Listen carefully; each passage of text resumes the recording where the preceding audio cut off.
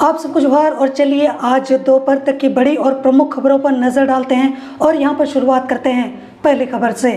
पहली न्यूज़ यहां पर निकल कर आ रही है कि अनुदान प्रपत्र नहीं भरा पाने को लेकर झारखंड में वित्त रहित संस्थानों के कर्मी शनिवार को हड़ताल पर रहे। इस दौरान उन्होंने यहां पर स्कूल कॉलेज के मुख्य द्वार पर सचिव स्कूली शिक्षा एवं साक्षरता विभाग का पुतला फूंका। जानकारी के मुताबिक राज्य के 1250 वित्त रहित संस्थानों के 10,000 से भी ज्यादा शिक्षक कर्मचारी हड़ताल पर थे।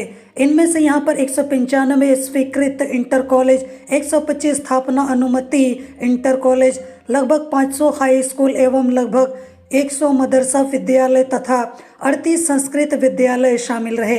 हड़ताल के कारण यहां पर राज्य के लगभग 1250 शिक्षण संस्थानों में ताले लटके रहे और शिक्षक कर्मचारी संस्था के मुख्य द्वार पर प्रदर्शन करते रहे और शिक्षा सचिव का पुतला फूंका। हालांकि हाल ही में चल रहे नवमीं परीक्षा को लेकर जो परीक्षा केंद्र बनाए गए थे उसे हड़ताल से मुक्त रखा गया है।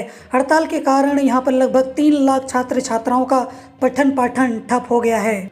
इसके अलावा यहाँ पर अगली न्यूज़ निकल कर आ रही है देवघर से, जहाँ पर जसीडीह थाना क्षेत्र के कैटरिंग वाले के नाम से एक प्राइवेट बैंक में खोले गए अकाउंट से 1.83 करोड़ के फर्जी लेन देन करने का मामला सामने निकल कर आया है। यह जानकारी कैटरिंग वाले को तब हुई जब उन्हें जनवरी 2024 में पेनल्टी सहित 67 लाख के इनकम टैक्स का नोटिस मिला। इनकम टैक्स का नोटिस रिसीव करते ही कैटरिंग वाले के होश उड़ गए। उसने उस वक्त यहां पर बैंक की शाखा और साइबर थाने पहुंचकर पूरे ब्यौरे के साथ आवेदन देकर न्याय की गुहार लगाई है। रोहिणी निवासी उक्त कैटरिंग वाले ने बताया है कि वर्ष 2011 में उसने बैंक में अपना अकाउंट यहां पर खुलवाया था, जिसमें वर्ष 2014-15 तक ट्रांजैक्शन किया, जिसके बाद यहां पर सारे पैसे निकालकर अपने अकाउंट से लेन देन करना छोड़ दिया था।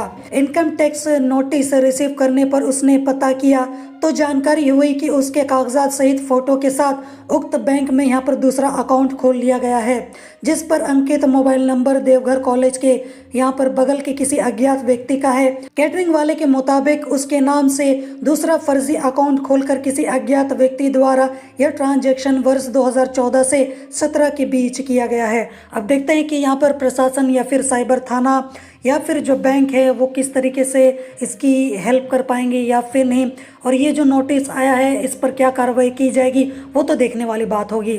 इसके अलावा यहाँ पर अगली न्यूज़ निकल कर आ रही है लोहरदगा से, जहाँ पर लोहरदगा लोकसभा क्षेत्र से 3 बार सांसद रहे सुदर्शन भगत का इस बार टिकट कट गया। उनके स्थान पर लोहरदगा लोकसभा क्षेत्र से वर्तमान राज्यसभा सांसद समीर उरांव को भारतीय जनता पार्टी ने टिकट दिया है।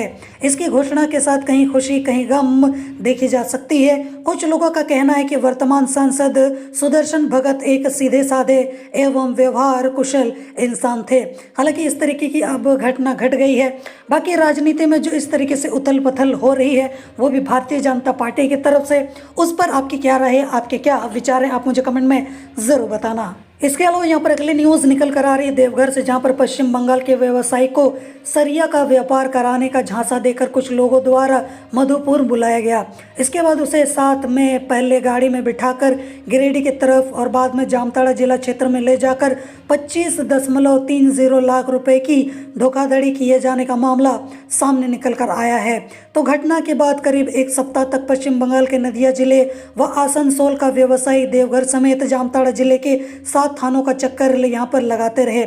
बावजूद इसके अब तक उन लोगों को न्याय नहीं मिल सका है। मामले में न्याय की गुहार लगाने के लिए वे लोग जामताड़ा और देवघर के एसपी से भी मिल चुके हैं। अब उन लोगों को भरोसा मिला है कि उनको यहाँ पर इस मामले में न्याय मिलेगा। इसी सिलसिले में शनिवार को पश्चिम बंगाल के दोनों व्यवसायी अपनी शिकायत देने यहाँ पर देवघर साइबर थाना भी पहुंचे। व्यवसायियों के मुताबिक घटना 23 व 24 फरवरी की है। पहले 2 लोगों ने उन लोगों को मधुपुर बुलाया और कम लागत में सरिया दिलाकर यहाँ पर अच्छे मुनाफे कमाने का प्रलोभन भी दिया। उन लोगों से कहा गया कि प्रति ट्रक 20 से 30 हजार रुपए का मुनाफा भी हो जाएगा। उन लोगों के बुलावे पर वह मधुपुर आया, जिसके बाद आरोपित जो है वो सफेद कार से आए और जिस पर लगे नंबर की जांच करने पर उसे बाद में पता चला कि किसी बलू कार का नंबर लगा रखा था। तो इस तरीके की घटना सामने निकल कर आई है। अब देखते हैं कि प्रशासन जो है वो इन लोगों की किस तरीके से मदद करेगा। इसके अलावा यहाँ पर अगली न्यूज निकल कर आ रही है पलामू से, जहाँ पर एक नाबालिग लड़की के साथ दुष्कर्म कर मारपीट कर उसे खेत में फेंक देने का मामला सामने निकल कर आया है। पीड़िता की गंभीर स्थिति को देखते हुए इसे वाराणसी में भर्ती कराया गया है, जहाँ वह जिंदगी और मौत से जूझ रही है। घटना 27 फरवरी की बताई जा रही है। इस संबंध में नाबालिग के पिता ने 1 मार्च को हुसैनाबाद थाना में आवेदन देकर कार्रवाई की मांग की है। उन्होंने बताया कि पुत्री शौच के लिए घर से बाहर गई थी। जब वह काफ़ी देर के बाद नहीं लौटी तो उसकी खोजबीन शुरू की गई, लेकिन उसका कुछ भी अता पता नहीं चला। दोपहर में करीब 3 बजे गांव की कुछ महिलाएं खेत में घास काटने गई तो उन्होंने उस बच्चे को अरहर के खेत में अचेत अवस्था में पड़ा देखा। उसकी गर्दन में उसका दुपट्टा कसा हुआ था, जिसकी जानकारी पुलिस को दी गई है। और नाबालिग के पिता ने आवेदन में बताया है कि 3 माह पूर्व उनकी पुत्री के साथ गाँव के कुंडल कुमार ने छेड़खानी की थी। उन्होंने कुंडल कुमार पर अपने अन्य दोस्तों के साथ मिलकर इस घटना को अंजाम देने का आरोप भी लगाया है। इस संबंध में हुसैनाबाद पुलिस निरीक्षक सह थाना प्रभारी अनिल कुमार सिंह ने प्राथमिकी दर्ज कर मामले की यहां पर छानबीन शुरू कर दी है और उम्मीद करते हैं कि जल्द से जल्द इस पे कोई ना कोई कार्रवाई हो। जब विदेशी व्यक्ति के साथ जब झारखंड जैसे क्षेत्र में कोई घटना घटित हो जाती है, विधानसभा में भी यह मामला उठा दिया जाता है, पूरा देश पूरा मीडिया यहाँ पर पुलिस के प्रशासन के पीछे पड़ जाता है। लेकिन झारखंड में ही यहाँ पर लगातार इस तरीके की बर्बरता की घटनाएं, यहाँ की महिलाओं के साथ, बच्चियों के साथ या फिर लड़कियों के साथ ऐसी घटनाएं होती रहती हैं। पर यहाँ पर ना मीडिया इस पर कोई सवाल उठाता है, ना ही कोई नेता आगे आता है और ना ही जो पुलिस प्रशासन है वो सख्ती से इसको लेकर छानबीन करती है और ना ही कोई कार्रवाई करती है। तो इस तरीके से ये जो दोहरा चरित्र प्रशासन, नेता और जो मीडिया दिखाने की कोशिश करती है, ये देखा जाए तो बिल्कुल भी सही नहीं है। तो जब बात आती है न्याय की, तो सबको न्याय जो है वो बराबर ही मिलना चाहिए। जब विदेशी लड़की जब यहाँ पर आती है, उसके साथ बर्बरता होती है, तो हर इंसान उसके लिए खड़े होकर न्याय की गुहार भी लगाता है और मांग करता है कि इसके साथ न्याय होना चाहिए। पर जब यहाँ पर अपने लोगों पर बात आती है तो यहाँ का मीडिया, यहाँ का प्रशासन, यहाँ के नेता और यहाँ की जो जनता है, चाहे झारखंड की जनता हो या फिर देश की जनता, चुप क्यों हो जाती है? वो लगातार यहाँ पर सरकार पर, प्रशासन पर प्रेशर बनाने की कोशिश क्यों नहीं करती है? और प्रशासन ढीली ढाली तरीके से काम क्यों करती है? जिस तरीके से किसी विदेशी के साथ कोई घटना घटित हो जाती है तो उस पर तुरंत कार्रवाई होती है, तुरंत एक्शन भी लिया जाता है और 1-2 दिन के अंदर यहाँ पर आरोपी को पकड़ भी लिया जाता है। तो यहाँ पर जब अपने लोगों के साथ इस तरीके की घटना घटती है, तब उस वक्त इस तरीके से ये जो त्वरित कार्रवाई है या फिर इस तरीके से प्रशासन की जो शक्ति है वो देखने को क्यों नहीं मिलती है? ये एक बड़ा सवाल है जो कि मुझे लगता है कि हर एक नागरिक को उठाना ही चाहिए। इसके अलावा यहाँ पर अगली न्यूज़ निकल कर आ रही है देवघर से, जहाँ पर जेसीडी सॉफ्टवेयर टेक्नोलॉजी पार्क में एनिमेटेड डिजिटल्स का बीपीओ सेंटर खोला गया, जहां पर मुख्य अतिथि गोड्डा सांसद डॉक्टर निशिकांत दुबे ने एनिमेटेड डिजिटल्स के बीपीओ सेंटर का उद्घाटन किया। इस दौरान बीपीओ सेंटर में चयनित युवाओं को सांसद ने नियुक्ति पत्र सौंपा। इस अवसर पर सांसद ने कहा है कि आज देवघर भी आईटी सेक्टर में रोजगार देने वाला बड़ा केंद्र बनता जा रहा है। इसके अलावा यहाँ पर अगली न्यूज़ निकल कर आ रही है देवघर से, जहाँ पर सारठ पुलिस की लापरवाही के कारण एक पीड़ित की शिकायत पर डीजीपी के संज्ञान लेने और एसपी के तत्काल कार्रवाई करने का आदेश देने पर ही मामले में यहाँ पर केस दर्ज हो पाया है। पीड़ित पिता ने बताया कि सारठ पुलिस की लापरवाह कार्यशैली के कारण उसके बेटे की मौत के बाद मुआवजा लेने के लिए यूडी केस दर्ज कराने में काफी परेशानी हुई। पिता ने बताया कि बेटे के सड़क दुर्घटना में घायल होने और इलाज के दौरान रांची में मौत होने पर उन्हें मुआवजा को लेकर यूडी केस दर्ज कराने के लिए सारठ थाने का कई साल तक चक्कर लगाना पड़ा और फाइनली यहाँ पर डीजीपी और एसपी के यहाँ पर सख्त निर्देश के बाद ही जाकर उनकी यहाँ पर सुनवाई हुई है। तो इस तरीके से आप देख सकते हो कि लापरवाही का क्या आलम फिलहाल यहाँ पर चल रहा है।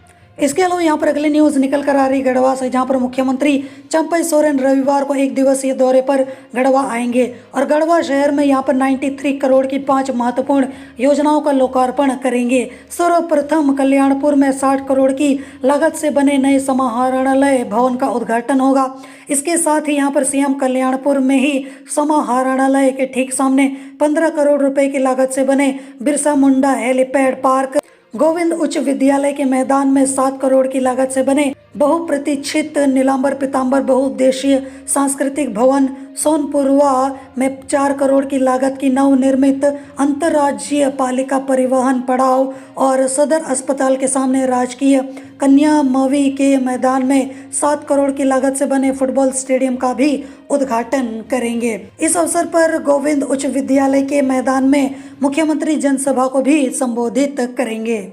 इसके अलावा यहाँ पर अगली न्यूज निकल कर आ रही है देवघर से, जहाँ पर मुख्यमंत्री राज्य वृद्धा अवस्था पेंशन योजना के तहत किए जा रहे कार्यों में लापरवाही बरतने से जुड़े मामले को संज्ञान में लेते हुए डीसी विशाल सागर ने मोहनपुर के बीडीओ संतोष कुमार के वेतन पर रोक लगाने का निर्देश दिया है। ज्ञात हो कि मुख्यमंत्री राज्य वृद्धा अवस्था पेंशन के निर्धारित आयु वर्ग 50 से 60 वर्ष किए जाने के बाद आयोजित विशेष शिविर में मोहनपुर प्रखंड में कुल 4016 आवेदन प्राप्त हुए थे।